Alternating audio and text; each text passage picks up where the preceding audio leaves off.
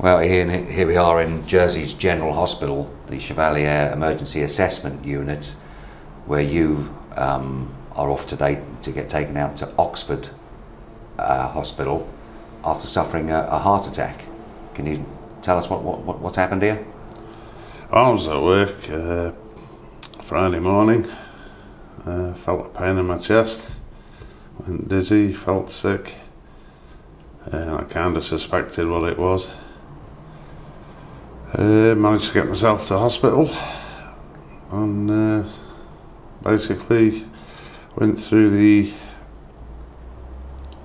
all the procedures in the intensive care unit, and they suspected a heart attack.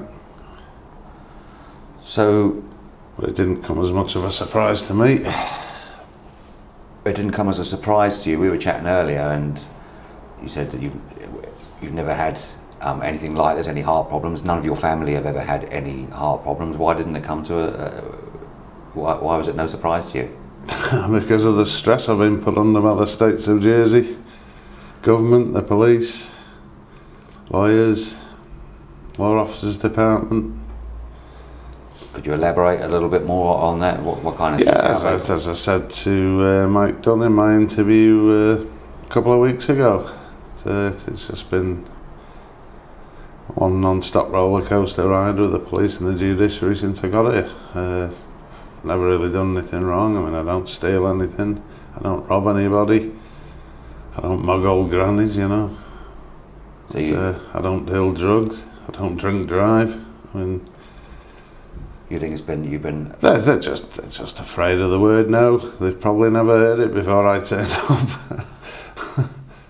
So is it fair to say you lay the blame squarely for your heart attack on the Jersey judicial system, police? Well, I mean, you can't do that, but I mean, it's being reasonable. I mean, it's got to be a huge factor. I mean, they've just had me so stressed out. I mean, I'm not talking about months here. I'm talking about years, even decades. But I'd say that's what the Jersey oligarchy do. They grind you down, wind you down. They pick on you. They drag you through the courts. They drag you through the police station. A few good beatings here and there, and they don't like anyone who goes against them. But they've never been up against this sort of pressure before. Nobody's ever questioned them before. And because you were recently arrested for contempt of court, if I remember. No. No. Suspected contempt of court. Sorry, or alleged contempt of court. But it was there's glaring similarities, isn't there, between your arrests and the arrest of the former Health Minister Stuart Sivray, isn't there? It's absolutely identical. It's the plan they've adopted and perfected over the decades, over the generations, and they're bloody good at it. Your house was searched by the police after you were arrested. They didn't ask you to come to the police station, did they? They arrested you? No, they just turned up in the middle of the street where I was working. And arrested you? Yeah, in the middle of town? Yeah. Took your keys from you, searched you, and then went up and searched? Well, they actually asked me if they were the house keys. So I said, well, there's somebody else's house keys. But obviously I couldn't hide them then, so they were going to get hold of them, and I knew what was going to happen. So they took your computer, or computers, they took your mobile phone? Yeah, they'd taken a few mobile phones, 2 computers. Did they have a search warrant? They had a permission note, I think we called it, on the last video I did. Mm.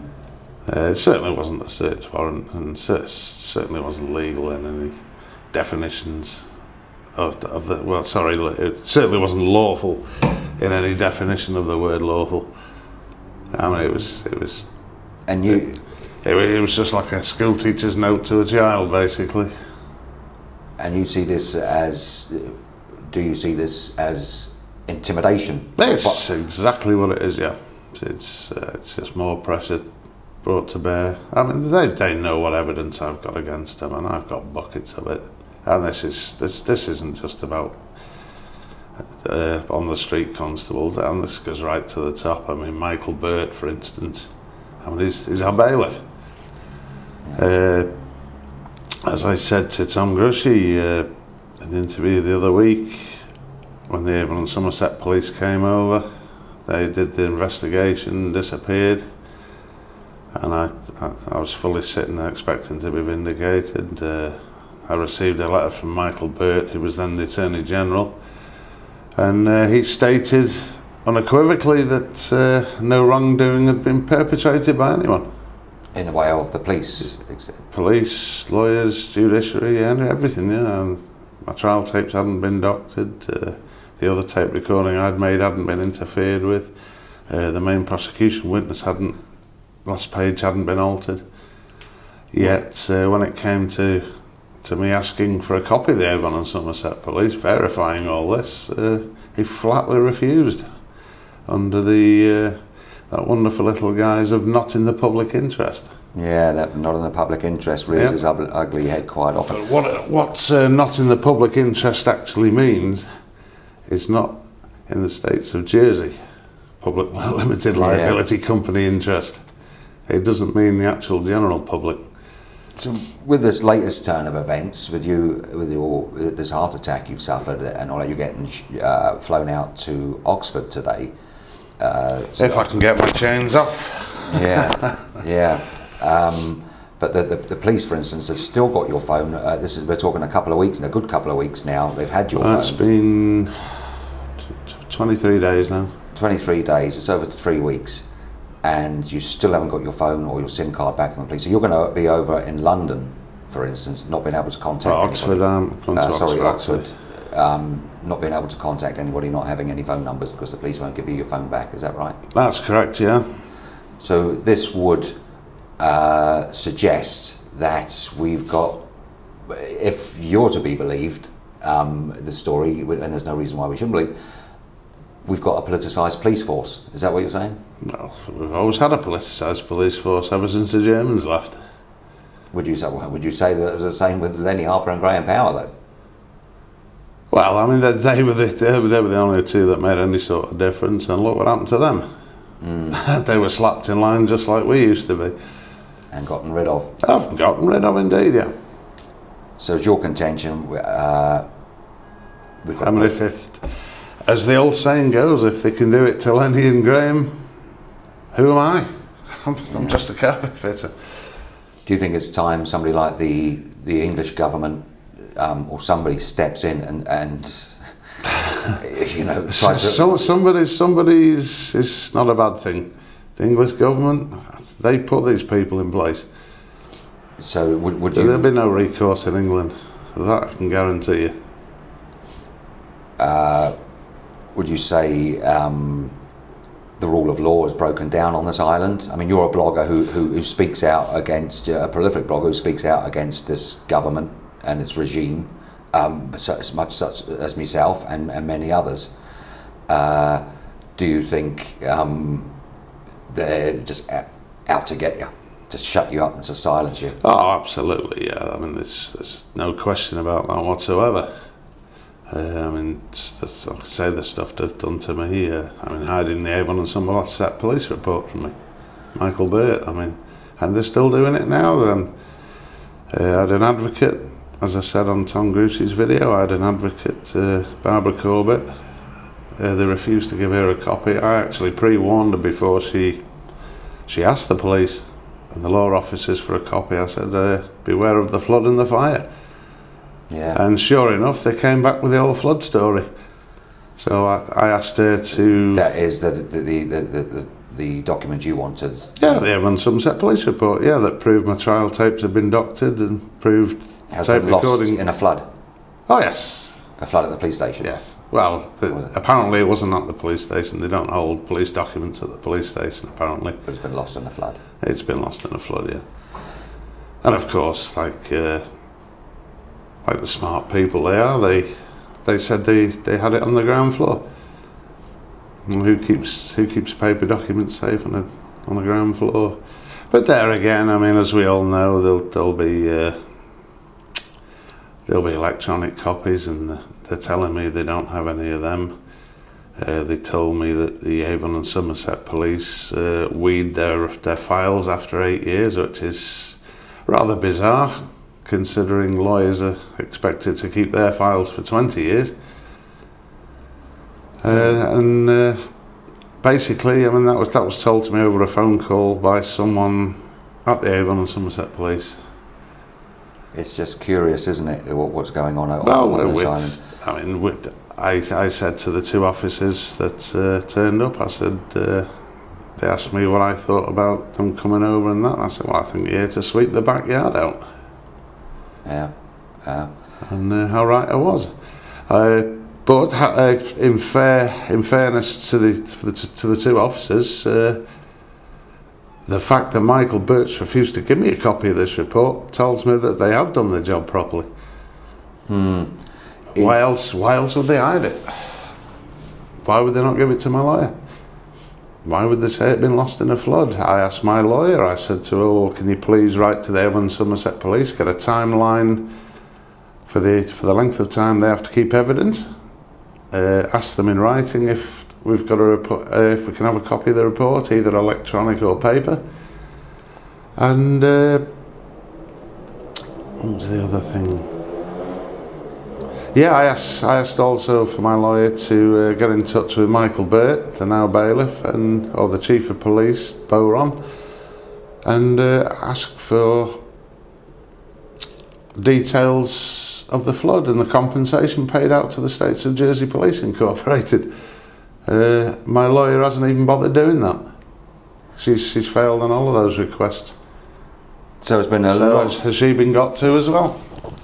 So there's been a huge, long, hard slog, and for which should never have happened in your view. Should never have happened, and this has been, in your opinion, the huge contributing factor to this heart attack that you've just suffered. Absolutely, yeah. I mean, there's no doubt about it that stress is a large chunk of anybody's heart attack, really, or most people's. I mean, it's common knowledge. It's a massive contributing factor. But I mean, lately they've just been happening non-stop. Every time. I mean, I can't remember her name now. DC McCormack, who's supposed to be in charge of the investigation and looking after all my stuff. She won't even answer my phone calls the last 10 days. There's must be messages left for her. She won't get back to me. But I mean, obviously, I've run out of money because I've lost all my work since I've been blogging. The reason I had any work on Friday is because one of the shops I used to do work for, the owner came round to my house. They had to come round to my house because they couldn't get hold of me and ask if I could do a couple of rooms for him. Because the police have got Friday your phone. Yeah, because the police have got my phone, yeah. So to end on, I can't afford to buy another phone. To end on, how do we sum this up? Is the rule of law is broken down in Jersey. We need outside intervention, and your heart attack was primarily brought on by the stress and everything that's involved, just trying to get a little bit of justice on this island. Is that fair to say? Absolutely. I mean, I've been in this state for basically 17 years since I caught the 5 policemen out perjuring themselves, and that's where it's all stemmed from, really. They didn't want to do the 5 coppers, so they threw me in jail, fitted me up for something, threw me in jail, hoping that I wouldn't bother pursuing my complaint against the 5 coppers. In the meantime, I've caught another 4 coppers out perjuring themselves. That's still ongoing. I mean, that was 21st of June 2006. I actually audio recorded the police beating the crap out of me. Yeah, you put that up on your blog as well, didn't you? Well, the recording's not up on my blog because it's still ongoing. But right. I put some brief details about it. Well, so to again, we've got to end it on here. You're off to Oxford to flying out 2 o'clock this afternoon for more tests on the heart and the rest of it. And well, all we can do is wish you luck and all going well. you'll be back blogging again. Hopefully you'll be publishing a blog today, and on your return. Well, I won't. A friend of mine will. I'll be doing it on my behalf, but.